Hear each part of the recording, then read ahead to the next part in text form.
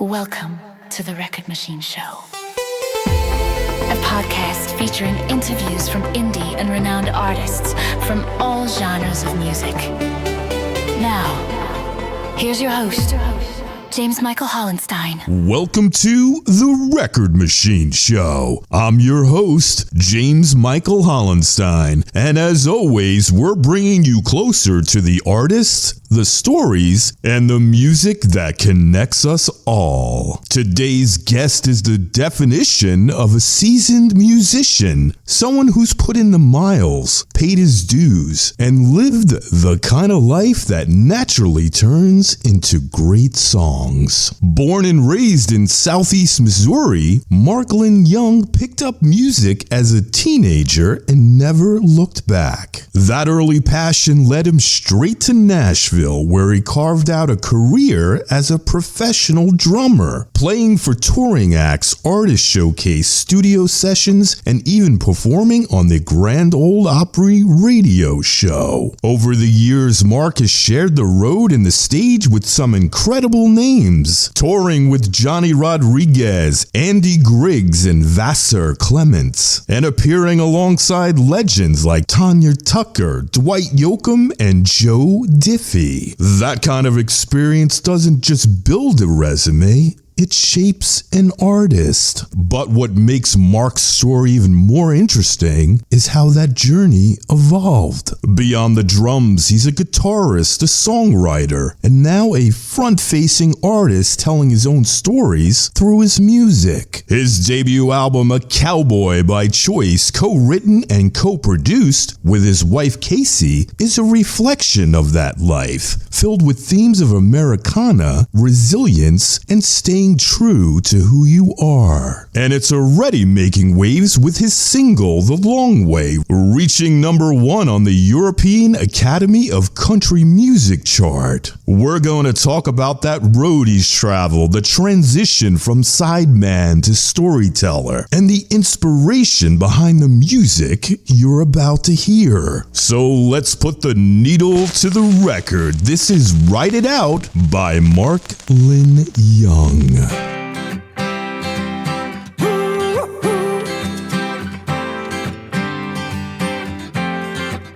Come on!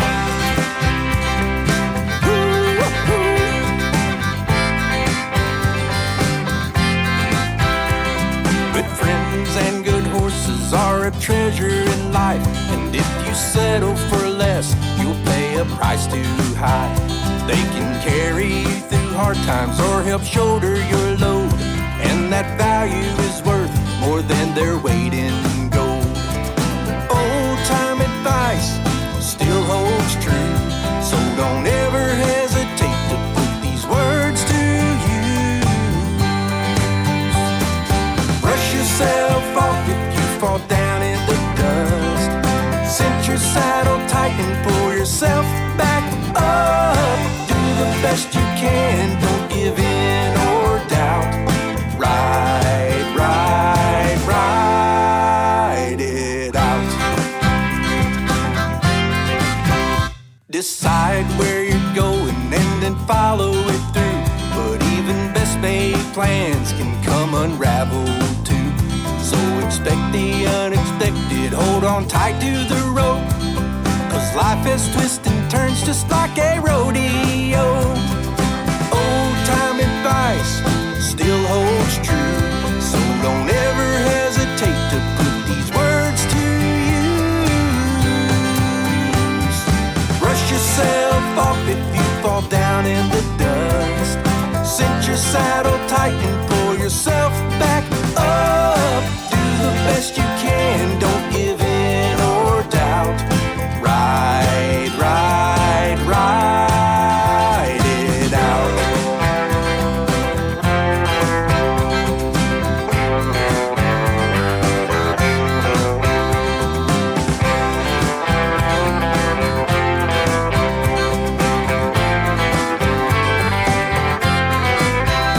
Cowboy wisdom is like fresh water in a well, glad it's there when you need it if you're on a long trail. Whoa, brush yourself off if you fall down in the dust. Cinch your saddle tight and pull yourself back up. Do the best you can, don't give in or doubt. Ride, ride, ride it out. Ride it out. Ride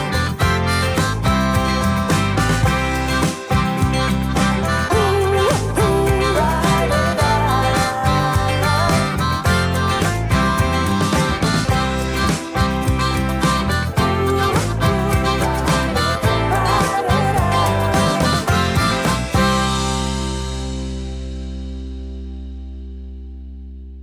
You just heard Ride It Out by Mark Lynn Young, and I have Mark on the line for a chat. Welcome to the show, Mark. How you doing, buddy? Wonderful. Thanks for having me, James. You're welcome. Let's start at the beginning. You were born and raised in Southeast Missouri. Where are you calling home these days? So my wife and I, we live outside of Nashville, Tennessee. We're about 45 minutes east of Nashville.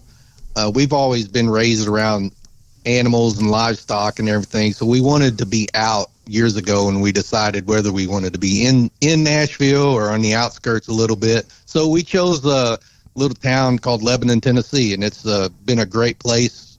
We've been living out here I've probably close more than 25 years, off and on. When I first moved to Nashville, I actually lived in Lebanon for a little while, then moved into Nashville, and then came back out in the late 90s, and we've been here ever since. Yeah. Nashville's pretty crowded these days, right? It's getting crowded. Yeah, it's become very touristy, which, I'm not complaining about that. It's still a fun city for a lot of people to travel to, if you want to go check out the lower Broadway scene and everything that's going on. We've got hockey teams, football teams, baseball, soccer, you name it. They've got it, just like the big old cities used to have. So, but now, yeah, and even living out like this, everything's just kind of spreading out into this area. I'm doing more music just in my small area than ever before. You're not really traveling into Nashville as much. You don't have to because it's such a big populated area now. That's awesome. You started playing music as a teenager. How did that journey begin, and when did you realize that this was more than just a hobby? So my father, he was a singer. He loved to sing. He never really did it as a profession per se, but he was always loved music and always had people around at our house and everything. So at some point, I joined the band in junior high, and it was I had the snare drum in my closet that stayed there. I got out of the junior high band. It wasn't my thing really, just kind of doing notation and rudiments and everything on the snare drum. So the drum was there in my closet one evening, and when Dad had some folks over just jamming, and one of them said, "Hey, go get your drum and just kind of beat along with us, just kind of keep a rhythm." So I did that, and this fella said, "Hey, you need to go buy a drum set. We need drums, we need." So I did. My dad was getting out of the cattle business of all things, and I had a cow calf fair that I was taking care of, and we sold it, and it was like $500, and I took that $500 and went and bought a drum set. And 2 weeks later, I was on a stage making money.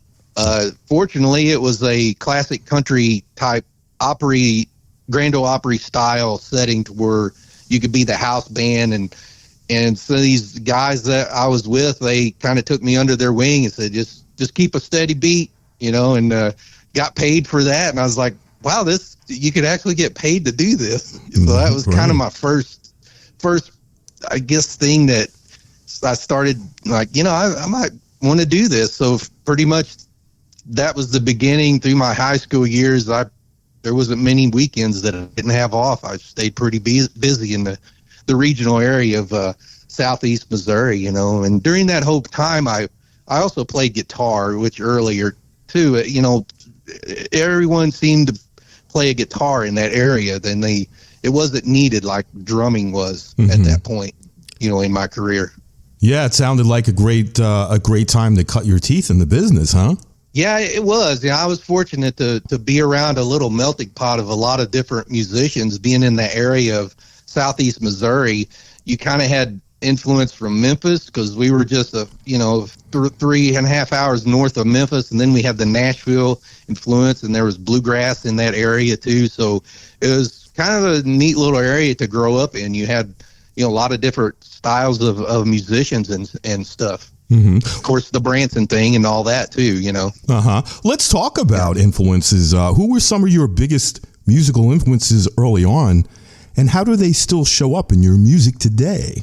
Yeah, so early on, we were one of the first households to get cable television, of all things, because the cable company moved into our area and built this huge satellite that was like walking distance from my house. Mm-hmm. So I think they might have worked out a deal with my dad or something. So we got cable television, early on. So a lot of my influences were visual at that point because we had, MTV, you had the station TNN, which is right out of Nashville, Tennessee.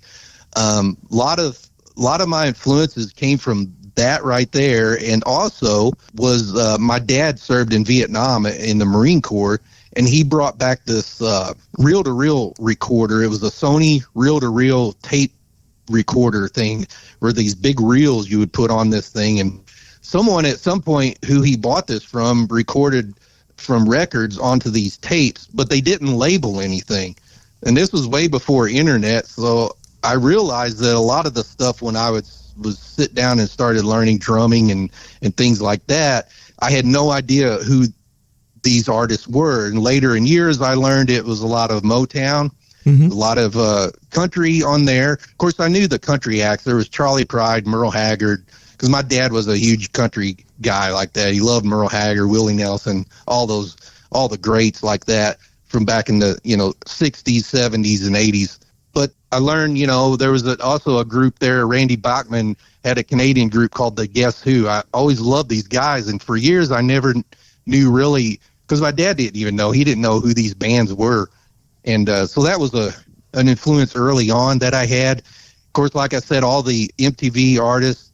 Later on, it was not uncommon to see a Charlie Pride cassette right next to a Guns N' Roses cassette in our house. Nice. It was kind of that diverse, Very cool. Where that fits into my music, not sure, but when I sit down to write a song, I'm sure it's coming out somewhere in that.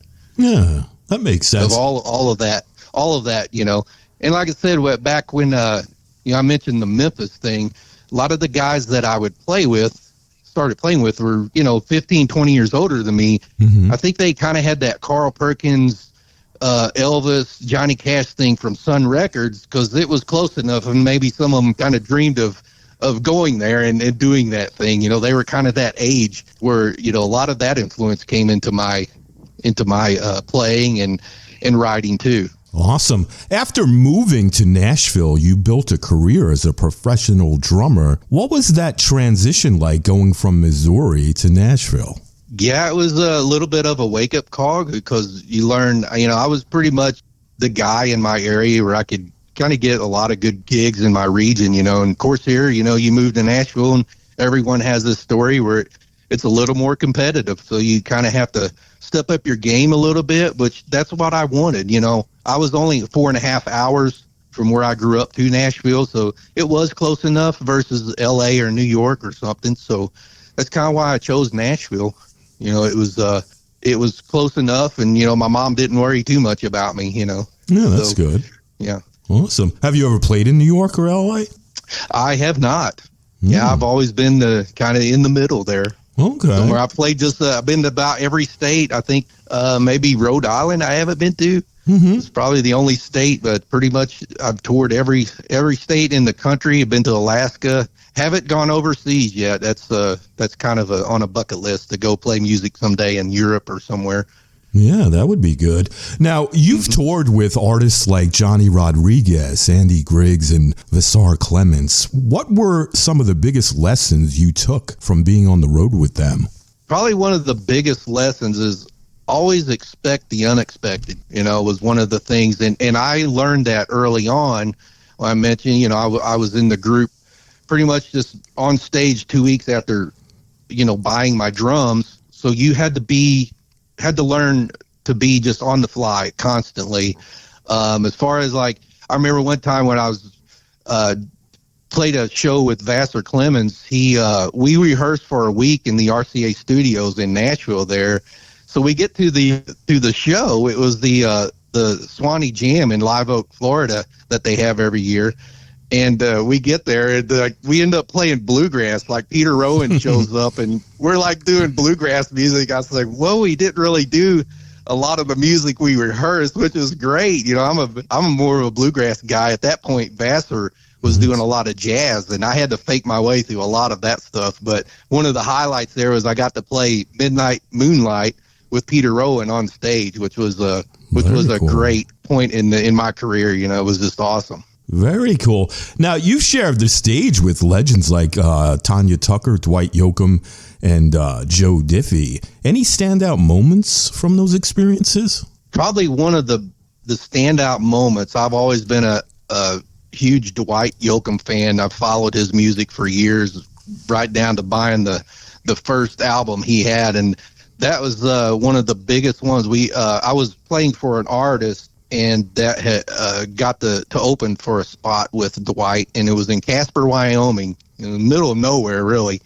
But it was so fun. It was like this high school gymnasium or whatever, and just to get to see him perform live, which I had a number of times throughout the years, but to have been up on the stage and get to see that show, that was probably one of my big highlights, to perform with on stage with an opening for an artist that I love their music so much. Yeah, Dwight Yoakam is very talented. I'm a big Elvis fan, and I remember when he did the cover of Suspicious Minds for that Honeymoon in Vegas album. What a great version he did of that. Yeah, and that's the thing with Dwight, all of the covers that he did over the years. I mean, he did some like Grateful Dead. He covered Brooklyn. I've got an album with him doing that, and just amazing the ideas and how what he would bring to when he would cover an artist like that. Very talented and creative. Yeah, I mean, he like totally owned the song. It was like an awesome version of it.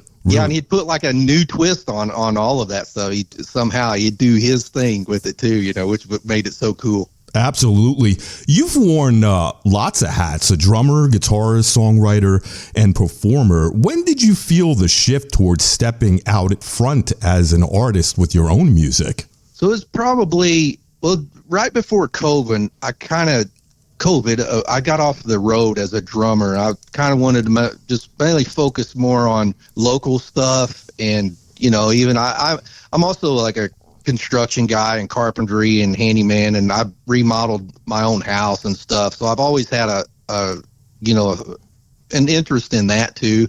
And I was kind of focusing more on that kind of stuff and not doing as much road stuff, because I was with a group that we were literally out for like 150 days, a year, which doesn't seem like a lot, but we would travel far. We'd go out west and stuff, and I was driving for them some, and then I would road manage for them and wearing a lot of different hats on that gig. And I guess I was just kind of burned out a little bit, and it was just right before COVID happened. Then COVID came, and I was like, I'm going to put together a little studio here in my house, and just want to sit down and just write a few things, don't really expect much out of it, and my wife, she's always been a songwriter, and has had things happen in the past. I think she had she did have a Marie Osmond cut back in the late 80s. It was one of Marie's last country albums that she recorded with RCA. And I'm sorry, Capitol. I got that wrong, Capitol Records. But anyway, so she's always dabbling in songwriting and stuff, and over the years we've written demos and things like that to try to get artists' interest and stuff like that. So I just wanted to sit down and do something on my own. So my friend, who I'd played music with for years, he had recently started up a company for TV and film placement. Mm-hmm. It was a sync placement company. And he mentioned, as he was helping me with the studio, says, I'm looking for these songs. I've got a project that someone wants to get these songs into, and it was a movie, and he said, I want it to sound like a 1970s AM country radio. I said, well, I'll sit down and see what I can come up with. So I did that, and the song that came out of that ended up getting a Robert De Niro, John Malkovich movie. Wow. That, with me singing, it was in the background really low, but that kind of was the start of actually hearing my vocals on a song, which I'd been singing for years, even drumming and stuff like that, but taking it serious enough to where, yeah, I kind of want to do a little project on my own, just more of a legacy project, if anything. And so my wife and I, we sat down and we started writing some songs and put together a little album project. Nice. So that was kind of the start of it, how it all came about to where, I made that transition. Very cool. What was the name of the movie? It was called Savage Salvation.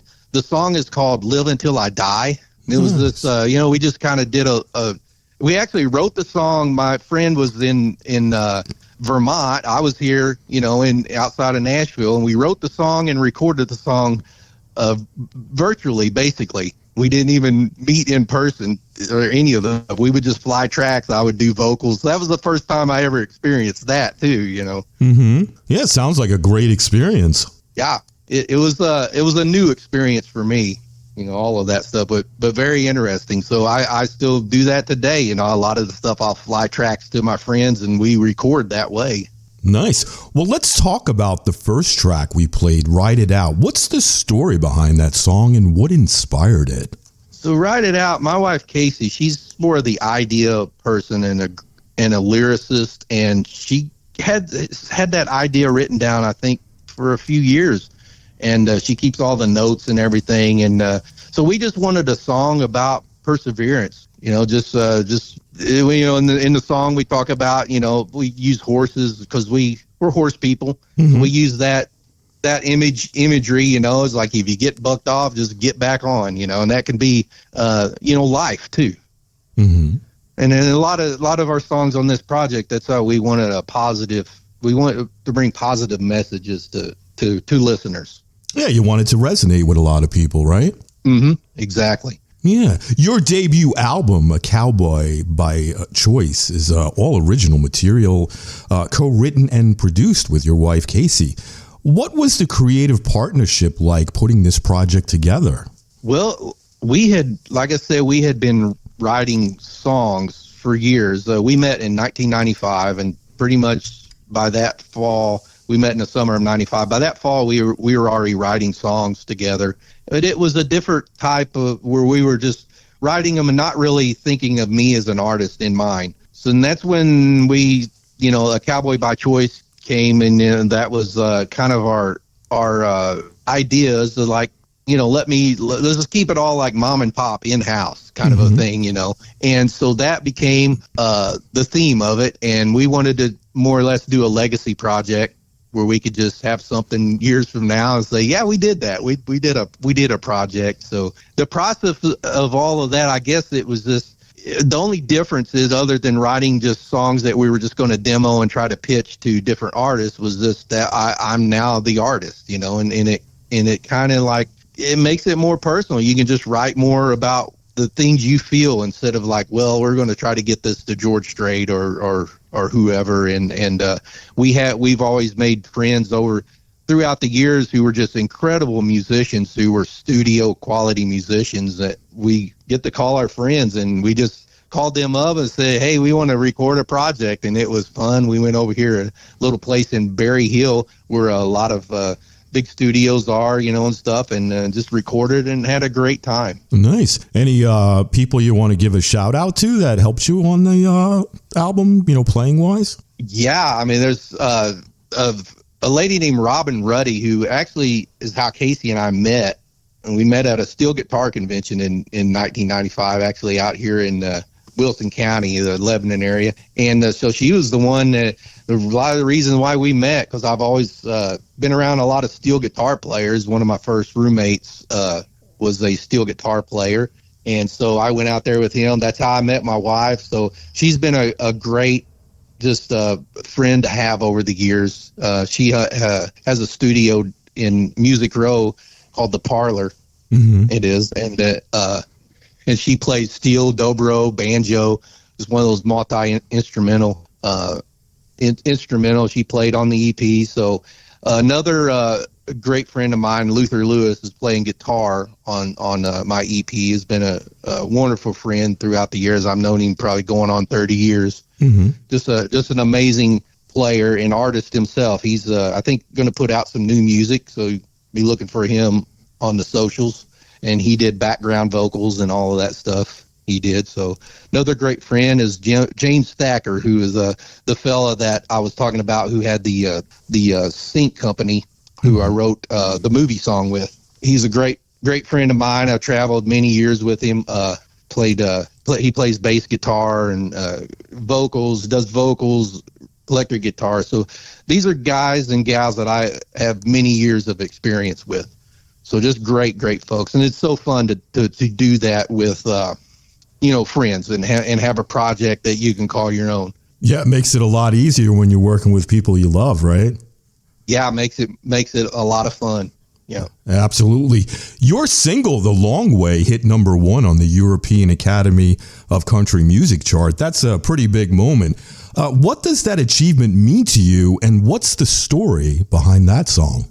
The achievement is this, that it just means that I want to keep writing, I guess, like if someone, appreciates the material and stuff like that. It just, as a songwriter, it just kind of, it's like, I want to try again. I want to just keep writing and just try to get better and better at it, and that song, probably another idea that Kaysie had.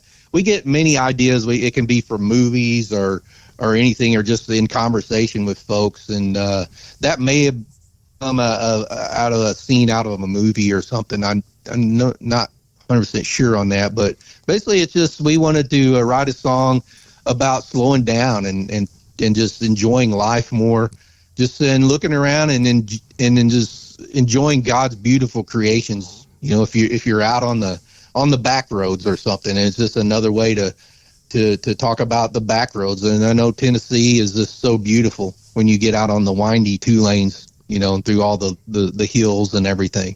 Gotcha. Now, you've written and recorded a lot of songs. Do you have any music videos for any of the singles that are on the album and the EP? I do. The latest one that we did a video was Ride It Out, and you'll see the friends I'm talking about, Robin Ruddy, Luther Lewis, and James Thacker, in that video. So yeah, we all got kind of like the album project. We just got everyone together out here one afternoon. It was a beautiful afternoon in October, and then just started recording the video. We had a great videographer named Ben Potter, who is just wonderful. We worked with him on both videos. That's on my YouTube channel. Mm-hmm. And the other video is the Long Way. We did a video for that, and that turned out really well, we thought. And we've got more in the pipeline too. That's our goals. Question: do you enjoy shooting the video as much as writing and recording the song? I do. I didn't think I would like it as much as I do. And like I said, back when we were one of the first households to get videos or cable television, I was drawn to videos early as a kid. So I was always been a fan of music videos. So yeah, I do enjoy them. I do. And to have the creative people, like Ben and even my wife Kaysie has a lot of creative ideas about things, and it's fun trying them and trying to put those ideas into a video that you can give to listeners and viewers. Right. Maybe someday we'll see you on the CMT channel, right? That would be awesome. Sure. Get one of your videos on there, then you made it big time, right? Yeah. I remember watching CMT a lot. Yeah, it's a good channel. They're still on, right? Yeah, they are. Yep. And they do awards every year on there too, as well, right? Yeah. There's some newer awards. I think we have the CMA Fest here. I think maybe that's viewed on there. I'm not sure, but yeah, a lot of cool stuff going on in the music industry now here in Nashville. It just keeps getting bigger and bigger, it seems. Now, have you submitted any of your music to any of the award shows, like the Josie Awards? Yeah, we're familiar with the Josies and all of that. Yeah, and that's in the future plans that we hope to get more involved in all of that. I'm working with a organization now, International Western Music Association, that I really enjoy. It's more based in the West, and met some folks out through that, and getting some radio play through that. And Jenny Foley's been helping us out with radio, with the European charts and stuff like that. So real thankful for people to be on board with us. Yeah, you should try out the ISSA awards too. It's a free group to join. Once you join the group, submit yourself for awards every year. They do the new ones every January, but you can post on their group page, or where your shows are, if you got new songs out and stuff like that, or videos. It's the International Singer-Songwriters Association. Yeah, okay. Yeah, I have heard of them, and I would definitely check them out more. I mean, like I say, it's such a new project, so we're just kind of getting everything just kind of going and stuff. And like I say, we're getting new music too. We want to experiment with different outlets and stuff, like the folks you mentioned there. Yeah, it's a great place to network. You'll meet other people, especially at the awards show. I went to the ISSA Awards last year in Atlanta in August, and there's just so many great people there from all types of genres. I mean, you could meet tons of people there to network with, maybe even do collaboration with in the future,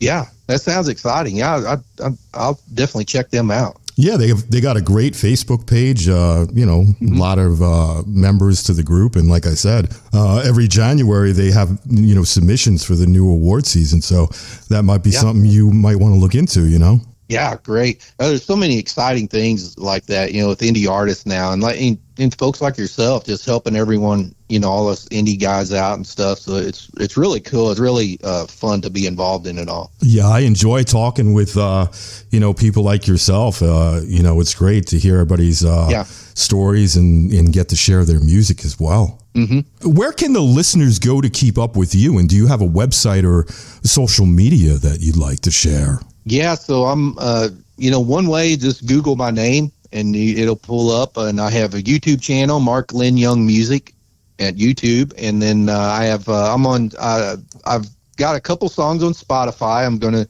be releasing more onto there. I've got a Facebook, Mark Lynn Young Music on there. Mm-hmm. Like I say, Google my name. You can find areas to find me, find all the socials that way. Awesome. And finally, is there anything you'd like to mention or leave our listeners with that we haven't covered today? Just be looking out for new music. Kaysie and I, we have songs right now in the pipeline that we just need to polish up. So we're just, that's kind of our goal this summer, is to just focus on getting some more music out there, doing some recording. And we love writing Christmas songs too. So that time of year, so be looking for some Christmas music. Sounds great. Well, Mark, I want to thank you so much for coming on the show today. I had a great time chatting with you. Thanks, James. I had a wonderful time. And again, thanks for having me. It was wonderful. You're welcome. And anytime you got something else you want to promote, maybe in a couple months when you got more stuff coming out, I'd love to have you back on. Sure. We'd love to do that. We'll set it up. Yeah, you got my phone number. You got my email. Let's stay in touch, all right? Sounds good, James. All right, buddy. Well, you enjoy the rest of your day, and we'll be in touch, all right? Okay. All right. Thank you. Bye-bye. Bye-bye. Mark, I've really enjoyed this conversation, not just hearing about the music, but the journey behind it. From Southeast Missouri to Nashville, and from building a career behind the drums to stepping out front as a songwriter and a recording artist. It's clear every step along the way has helped shape your sound. A Cowboy By Choice really reflects that journey, rooted in Americana, real-life experiences, and a strong sense of identity. You can hear the heart, the road, and the craftsmanship in every track. And the fact that it was co-written and co-produced with your wife Kaysie adds a real personal connection to the project. And with The Long Way reaching #1 on the European Academy of Country Music chart, it's a great example of how your music is connecting with your listeners, not just here, but around the world. If you enjoyed this conversation, information, be sure to check out A Cowboy by Choice. Follow Mark online and keep up with what's coming next. And we're going to leave you with one more great song from Mark Lynn Young. Here is The Long Way. I'm James Michael Hollenstein, and this has been The Record Machine Show. Until next time, keep those records spinning.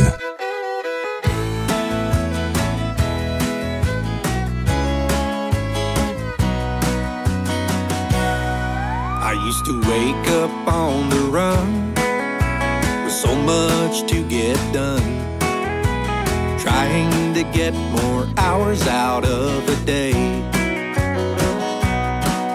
Then a detour into town turned my truck and my thoughts around. I decided to slow my life down when I took the long way.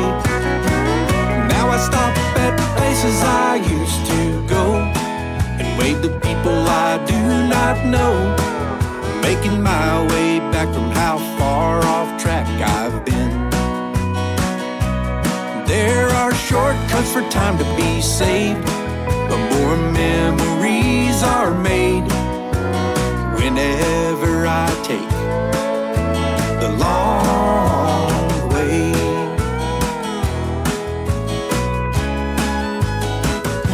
I have a long list of work to do, chores and commitments too. I try to make every minute count every day, and I know that time will tell if I manage my moments well. I focus on what matters the most and take the long way. I stop at places I used to go and wave to people I do not know, making my way back from how far off track I've been. There are shortcuts for time to be saved, but more memories are made whenever I take the long way.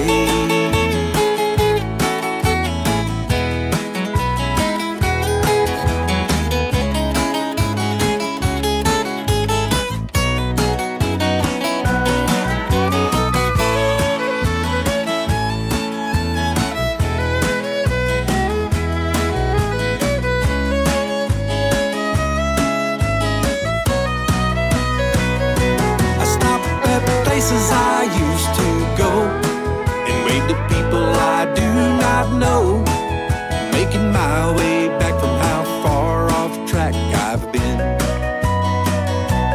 There are shortcuts for time to be saved, but more memories are made if you choose to take the long way. Yes, more memories will be made by taking the long way.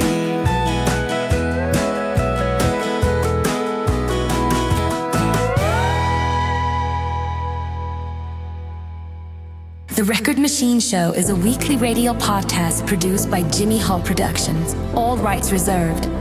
For distribution information or to add this podcast to your website, please visit our contact page at therecordmachineshow.com to submit your request.